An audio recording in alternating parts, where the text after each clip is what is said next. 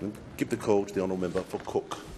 Well, thank you, Mr. Speaker, and thank you to all those who have joined us here in the chamber today. I'm going to commence my final contribution to this place in the same way I began my first one, in acknowledging the Gweagal people of the Dharawal Nation of southern Sydney. A very special people, because they were the first to engage with Lieutenant James Cook on April 29, 1770, and that place in Kurnell is a very special place. We speak a lot of reconciliation in this place, as we should, and my experience of that place each and every year as we gather in a ceremony of reconciliation, I think speaks to the best spirit of that. And on that place, I spoke about in my first maiden speech here, my maiden speech in this place, that it was important that we recognised this site. And I'm so pleased that over the time I was here we were able to achieve that. And on that site now there is, artists call it an installation, others would call it a monument, some might call it a statue. You can call it whatever you like, but I know what it means. There is the totem of the Dharawal people, the whale, and it's beautiful. There are many other installations around the shore, but the one which is most striking as the tide comes in and laps on it and recedes is the skeleton of a whale. But it is also the skeleton of a ship like the Endeavour. And on each of the rings of that skeleton is inscribed the journals of Lieutenant James Cook. If you haven't been there, go there. It is a wonderful place to reflect on how two stories become one. And for me, that's what reconciliation has always been about with Indigenous people. We weave together the individual strands of individual Australians of so many different backgrounds and experiences, from our Indigenous peoples to the most recent citizens. Each strand unique, but together weaved as one. And for me, that site will always mean that. And it's wonderful to acknowledge it here today, and the artists and so many who made that possible. As was my practice as Prime Minister, I always, when acknowledging Indigenous Australians, I would also, in the same breath, acknowledge those men and women who served Australia in our Defence Forces in the past, those who serve now, for the simple reason that they are the providers of our freedom. And everything we have in this country, we owe to them. One of my early days, remember Blackson was here, we trekked together in the spirit of bipartisanship, Kokoda. He was a little quicker than me, still is. We trekked Sendarkin, we trekked the Black Cat track up there in northern Papua New Guinea, and they went on to also go to Gallipoli. And at the end of those treks we would stand together with the young people who were with us, and we'd hold hands and we'd face, whether it was at the Bamana Cemetery or in Leh or in Sandarkan or elsewhere, and we would hold hands, look at those tombstones and thank them, and commit our lives to live lives that would be worthy of their sacrifice. Incredibly moving. And we would say, they gave their tomorrows for our today. And so it is easy for us all in that spirit to acknowledge our Defence Forces, those who serve in them, and serve in them today, far from here and nearby, and simply say thank you for your service. Today is not an opportunity to run through a bullet point list of things. It is importantly an opportunity for me to simply express my thanks and appreciation and admiration for those who have made my service here in this place possible, and to pass on what I hope are some helpful reflections from my time here that may assist those who continue to serve. So let me begin with my thank yous. And firstly, and importantly, to my constituents in Cook. It has been my great privilege to have served you as your local member in this parliament for these past more than 16 years, where you have been kind enough to elect me on 6 separate occasions, successive occasions. I thank you for the tremendous and steadfast support you have provided to me and my family who join me here today during this time. Whatever was going on at the time, success, failure and everything in between, when I returned to the electorate, and particularly, and those who know the area will know what I'm talking about, as I would go up the rise of the Captain Cook Bridge and descend into God's country of itself, the Shire, I would feel a great sense of belonging. I would feel a great sense of reassurance and peace. All of us who live there know this. This is as much, though, about the people as it is the place. It is home, and always will be.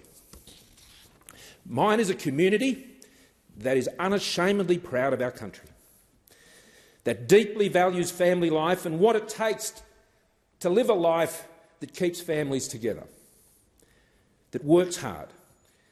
They take responsibility for themselves.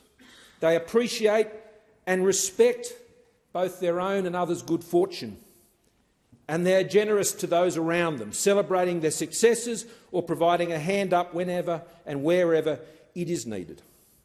It is also a community that enthusiastically shares in supporting and maintaining the important community and social infrastructure that preserves our way of life. It is a community that does not leave it to others, including the government. Mine is a community that does not look for what it is owed, but what it can contribute, for how it can make a contribution, not take one, both nationally and locally. They are a community of patriots, and I am pleased to describe them as such in this place. Both locally and in my national roles, including as Prime Minister, I have always been guided by the strong local values of my community: family, community, small business, and what I described as the fair go for those who have a go. This is what makes the Shire and southern Sydney such a great place to live and raise a family, and there are plenty of quiet Australians who understand that as well. Ever since I was first elected, I've always seen it as my job to try and keep it that way, and I believe I've honoured that commitment. I particularly thank the myriad of community organisations and sporting clubs, school communities, volunteers, small businesses, church and charitable groups that make our local community, as they do all of our communities, so great and so resilient, including my beloved Sharks. These groups and organisations are the heart of our community, and I've always enjoyed the role I have played to support and enable them in their efforts, and I'm very proud of what we've been able to achieve all together in our community over this time. I also want to thank my many local Liberal Party supporters and members, in particular Mike Douglas and Louise de Domenico, who was also on my staff, and my conference chairman and great friend Scott Briggs, for always keeping the local show on the road. A special thank you also to our neighbours and friends in Lillypilly, Port Hacking and Dolans Bay. You had to put up with more than most: cameras, security, traffic, the odd protest, home invader. So to Jamie and Anna, and to Joe, Chrissy and Stan, I look forward to continuing to return the favour of mowing your lawns for years to come. It will be quite some time before I settle that debt. A big thank you also, I'm sure Jenny would agree, to Rob and everyone up at the Lish. You know, as politicians, we know that we are the tip end of the spear. Yet behind us, there are so many we are supported by. They are incredible, dedicated, professional, intelligent, loyal, good-humoured, sacrificial, amazing people who, for reasons that I suspect never cease to amaze all of us, and it certainly humbles us, choose to commit themselves to the causes we have identified and seek to champion as members of this place, and when we have the opportunity in government. They become a family. They support one another. They form close and lasting relationships, and together embarking on one of the great seasons we did of our lives. I have been blessed in this area more than I could ever deserve. From my local office team in the Shire, especially to Julie Adams, to the incredible professionals who headed up and worked in my prime ministerial and ministerial offices, especially Dr John Kunkel, Phil Gaetjens and Anne Duffield, and my long-standing original staff, Letitia Wenlock and Gillian Lumbrigan, who is here today. The journey would simply have been impossible without you all, and all of those you ably led, and all who worked together in these causes, so many of whom are here today, and I thank them for being here. There are too many of you to mention all by name, and nor do I wish to injure your reputations by doing so. But I hope you all feel the full partnership of our service together and what we're able to achieve and contribute. Thank you. I also wish to thank all those who cared for me and my family over the years when I was Prime Minister, as the Prime Minister now would know.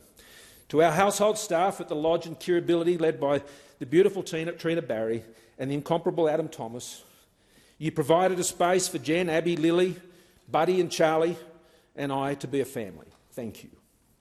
To the members of my close protection team at the AFP over the years and who continue to look after us even on the odd occasion these days, thank you. And I want to especially mention Travis Ford and Jen McRae, who were terribly injured in the line of duty protecting me.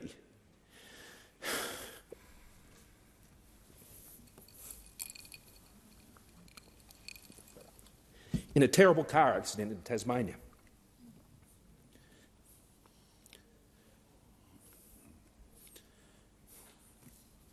I will always be grateful for your sacrifice. When their colleagues rushed to them at the scene, their first words were, not knowing what had occurred, "Is the boss okay?"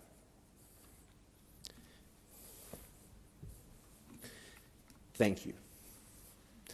And to Mick, I'll be in touch about that fishing trip we talked about, as we promised each other on the road on so many occasions. To my parliamentary and my ministerial and cabinet colleagues, with whom I served over the years, some gone from this place now, many still here, I want to thank you for your support and your dedication. As your leader, you gave me your best in some of Australia's most difficult times. I asked you to follow, and you did, and together we achieved an election victory that none thought possible, and we kept steady hands on the tiller during the greatest set of challenges that have confronted our nation since the Second World War. Thank you for your service. For the opportunities afforded to me by my party leaders over this time, to Brendan Nelson, to Prime Minister Tony Abbott and Prime Minister Malcolm Turnbull, thank you. To my now party leader, Peter Dutton, with whom I served in Cabinet through all the years of the coalition government, thank you for your respect, your loyalty, your support and consideration, especially that you've shown me as a ministerial colleague, as a Prime Minister and as an ex-PM in your party room. Jen and I both appreciate the kindness and generosity you and Kirribilli have shown to both of us and our family. For the great friendship, encouragement and afforded to me by some very special friends as colleagues, the Big Mac, my Deputy Prime Minister Michael McCormick, Catherine. To Josh Frydenberg, who I was speaking with this morning, and my Deputy Leader and Treasurer, thank you, Josh. To Maurice Payne, to Greg Hunt, Michaela Cash, and good old Benny Morton, and Alex Hawke, who sits with me here today, keeping me entertained each question time. Still, it's plenty to entertain us. Thank you. And those who have gone from here, to Steve Irons and Stuart Robert, who I flattered with for many years, to Lucy Wicks and the incomparable Bill Heffernan, who I flattered with for the first 6 years and survived, and Louise Marcus, thank you. To the broader Liberal Party members and our supporters led by Andrew Hurst, to John Olsen and Nick Greiner, thank you. And to those who supported me from the public service as a Minister, Treasurer and Prime Minister, thank you. Especially for your service during the pandemic, which I extend to everyone in the public service who showed the true spirit of what public service was and sacrifice and dedication. So thank you to Phil Gaetjens, who's the head of the Prime Minister and Cabinet. But particularly thank you also to Professors Brendan Murphy and Professor Paul Kelly, who all became well-known figures, and General J.J. Frewen, thank you. And to General Angus Campbell and Greg Moriarty, thank you for all you did to help me secure AUKUS. When I left the job after the last election we lost, I remember saying to them, now please don't stuff it up, which they are not, together with the Minister for Defence. To the Prime Minister, to the Deputy Prime Minister and the members of your government,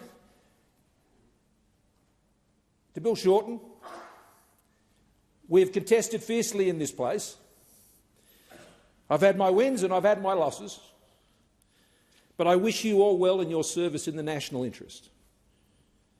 Too often in this place, we confuse differences of policy with judgments about people's intent and motives. This is not good for our polity. We may disagree, but we need to honour the good intentions of all of us. I wish you well in your service, as I've said, and I especially want to thank you, Mr Speaker, for the special kindness and respect that you've shown to me in this place since the last election, and here again today. Also to the Prime Minister and your now new fiancée, Jodie. Congratulations on your engagement. Jenny and I wish you all the very best for your life together. At some point, this all ends. And while there are no hard feelings, I'll obviously be supporting my colleagues and Peter Duttoners to ensure that that day hastens sooner rather than later. But when it does, you will look around and Jodie will be there. And I can assure you, as Jen has been, it makes a world of difference. When I first entered politics, the former member for Parramatta, who many of us remember well, Julie Owens, gave new members some good advice at our orientation about making sure you did not neglect the friendships you had before you came. I took this advice very seriously. I'm even more pleased that my friends and family did. So thank you to our wonderful friends, and they're here today, to Karen and Adrian Harrington, to David Gazard, the Gazman, to Arthur and Ingrid Elias, to Bill and Ann Knock, to Peter Verwer, Scotty Briggs, who couldn't be here today, and Lynelle Stewart. We love you very much and appreciate you. To my Christian pastors, Brad and Alison Bonholm, to Mike and Val Murphy, Joel and Julia Bell, and Jock Cameron, and my brothers in Christ, Andrew Scipione, John Anderson, and Lloyd Thomas, who's here together with his wife Fee today. Thank you for your prayers, for your counsel and your encouragement. I also especially want to thank Bishop Antoine Tarabay and all of our Maronite brothers and sisters, of whom I've become an honorary Maronite, I think, in the years past, and especially to our dear friends Danny and Layla Abdullah, Bridget Saker and Craig McKenzie, who have taught us all what faith is really all about. As most people know, subject only to God, my family is the centre of my life, and at the very centre of our family is Jen. I cannot imagine life without her. I love you, Jen, and always will. That is the cross you have to bear. Your love has been my stay and strength. You are the other half of our joined soul, who by the grace of God brought Abby and Lily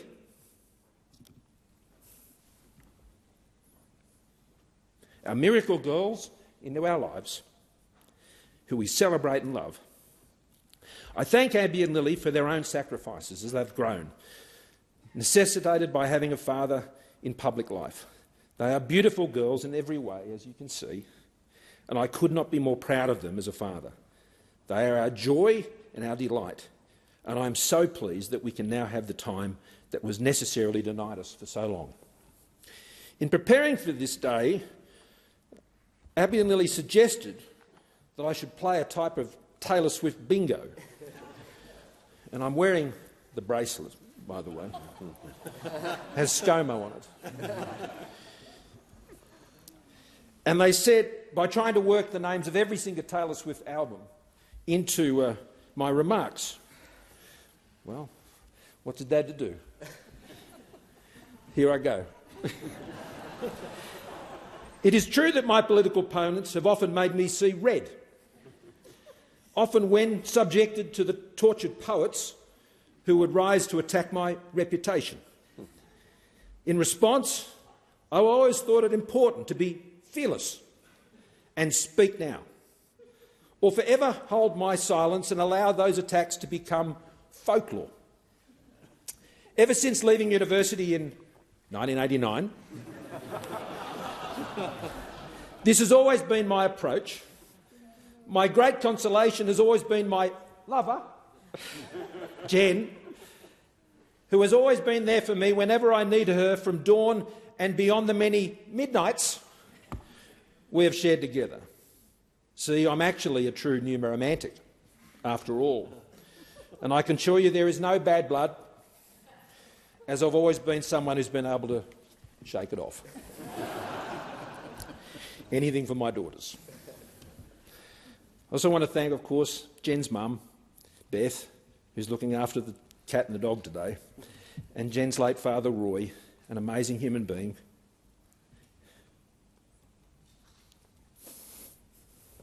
For always being on my side, as well as Jen's siblings, Gary and Cecily, and all their families. Finally, I thank my mum, Marion, who's here,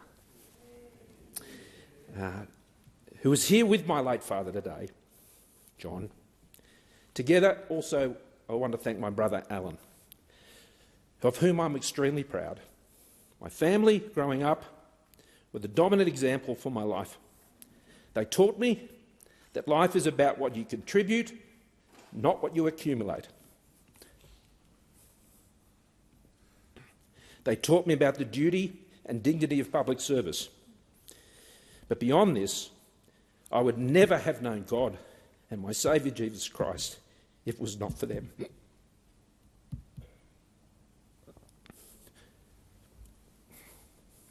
I can think of no greater gift. Okay, that's the emotional stuff done.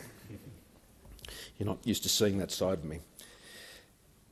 Having said my thank yous and expressed my appreciation, I would now like to reflect on just three things I've learned along the way that may help those dealing with the challenges of the future who continue in this place.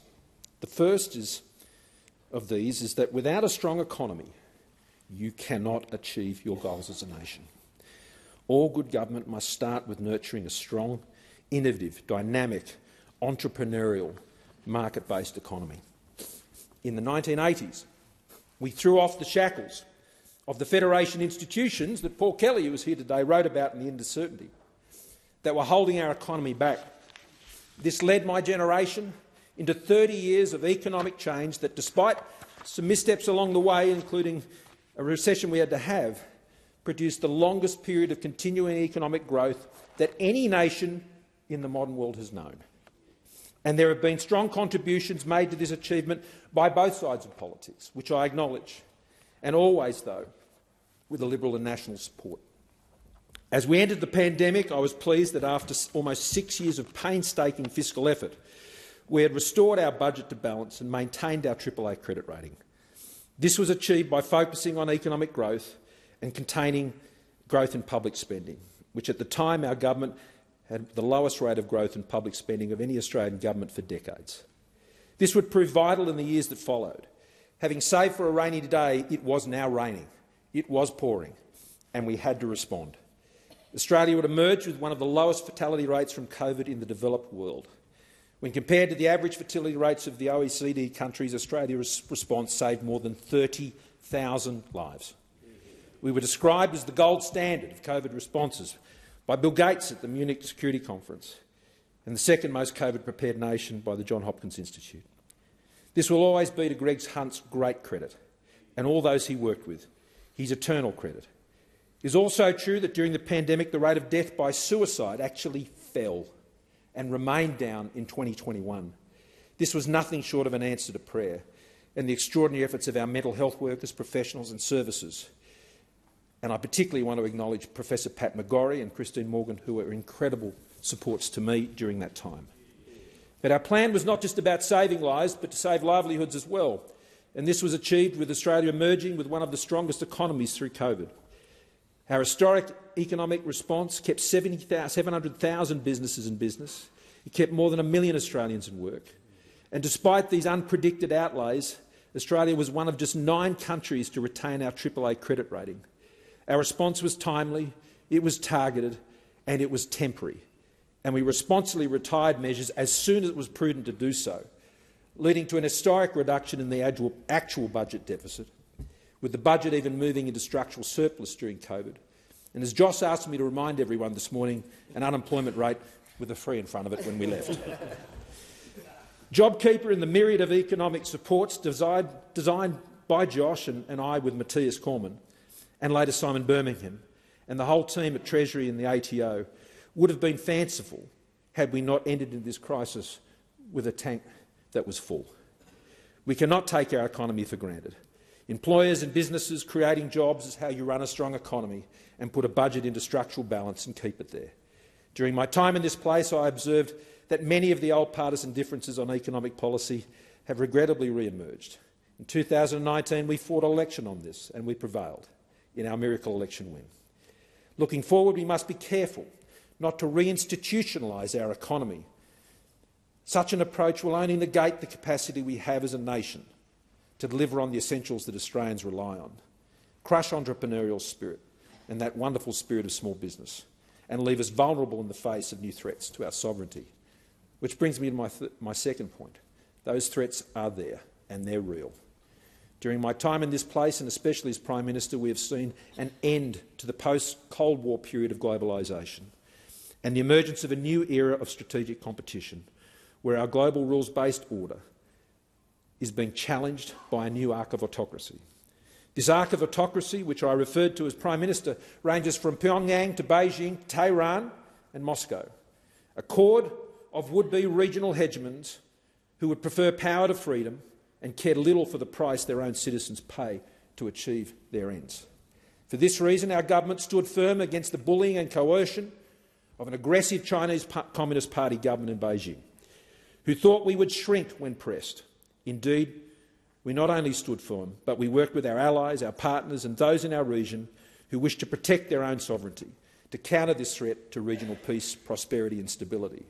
AUKUS, the Quad, new trading and defence relationships, the first ever comprehensive strategic partnership of any nation with ASEAN, and others, including PNG, the Pacific Step-Up, all designed to protect our sovereignty and stand up for a global rules-based order that favours freedom, especially here in our own region in the Indo-Pacific.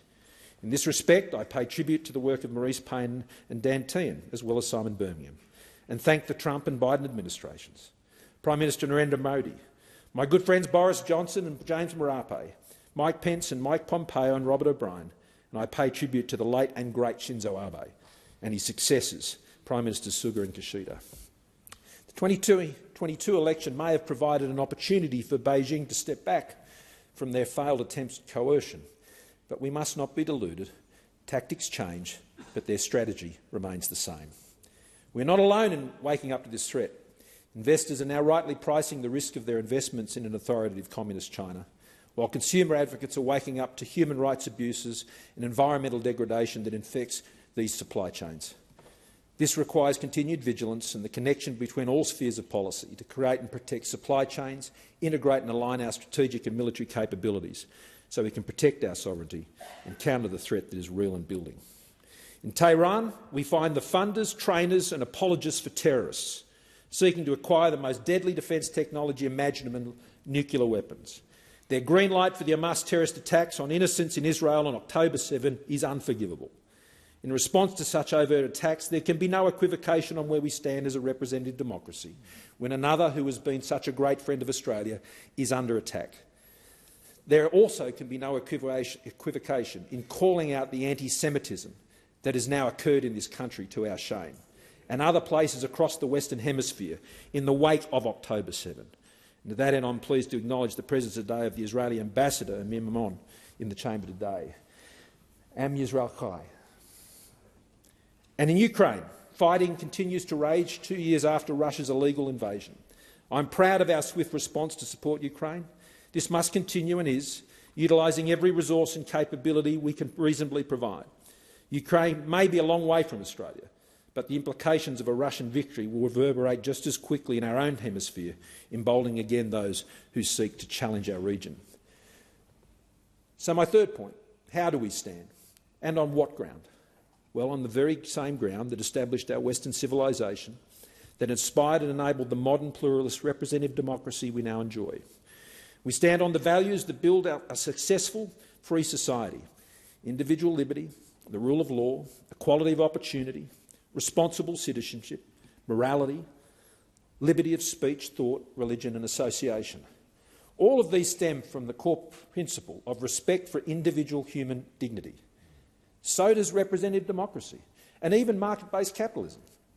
This is a unique Judeo-Christian principle.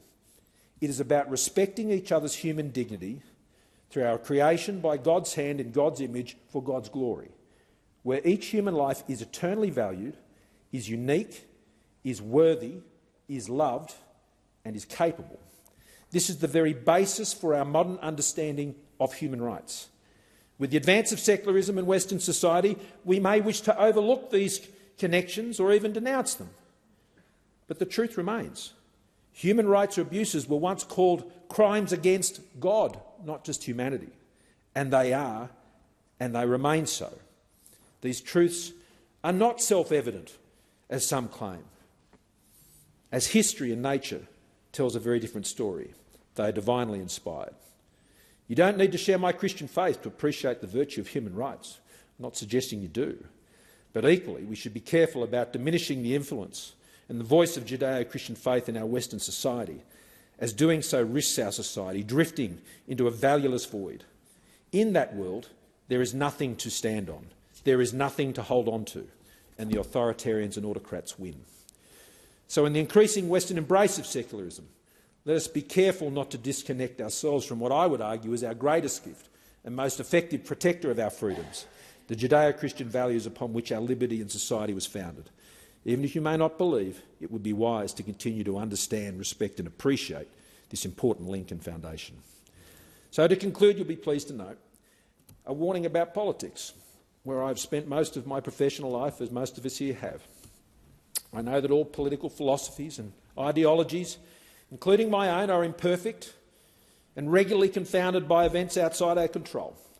Experienced this firsthand leading Australia through the global pandemic. In my experience, the practice of politics is largely about contesting which approaches are less imperfect than others. In my view, those are those of the Liberal Party, and then trying to humbly appreciate and compensate for their imperfections. It's like Winston Churchill's famous line, to paraphrase, democracy is the worst form of government except for all the others. While a noble calling, politics can only take you so far and government can only do so much. You can say the same thing about the market. You won't find all the answers there either. And you won't find it in unrestricted libertarianism and more command and control communism. In the Liberal Party, we have always believed in how great Australians can be rather than governments, with the true test being how we are able to enable Australians to realise their own aspirations. I suspect that much of our dissolution with politics today and our institutions is that we have put too much faith in them. At the end of the day, the state and the market are just run by imperfect people, like all of us. While politics may be an important and necessary place for service, I would also warn against it being a surrogate for finding identity, ultimate meaning and purpose in life. There are far better options than politics. In The Dignity of Difference, Rabbi Jonathan Sacks wrote that the great tragedies of the 20th century came when politics was turned into a religion, when the nation, in the case of fascism or system communism, was absolutised and turned into a god. So, Mr Speaker, I leave this place not as one of those timid souls who know neither victory nor defeat. I leave having given all in that arena, and there are plenty of scars to show for it. While I leave nothing of my contributions on that field, I do believe that in that arena will always remain any bitterness, disappointments or offences that have occurred along the way. I leave this place appreciative and thankful, unburdened by offences, and released from any bitterness that can so often haunt post-political lives. This is due to my faith in Jesus Christ, which gives me the faith to both forgive but also to be honest about my own failings and shortcomings. During my time as Prime Minister, the power and necessity of forgiveness was demonstrated to me most profoundly by the Abdallah and Saker families, whose children were taken from them, and they found the strength in their faith to forgive. For those who perhaps may feel a bit uncomfortable with my Christian references and scripture references here or at other times, I can't apologise for that, because of what it says in Romans 1:16, for I am not ashamed of the gospel, for it is the power of God for salvation to everyone who believes. And in 2 Timothy 1:17, I am not ashamed, for I know what I believe and in whom, and I am convinced that he is able to protect what I have entrusted to him until that day. So in that vein, let me quote you one last scripture in this place as an encouragement to all who continue to serve. 2 Thessalonians 2:16. Now may our Lord Jesus Christ himself and our God and our Father, who has loved and given us eternal comfort and good hope by grace, comfort and strengthen your hearts in every good work and deed. Thank you all those who have joined me here today or are listening elsewhere for your kind attention. And as always, up Cronulla.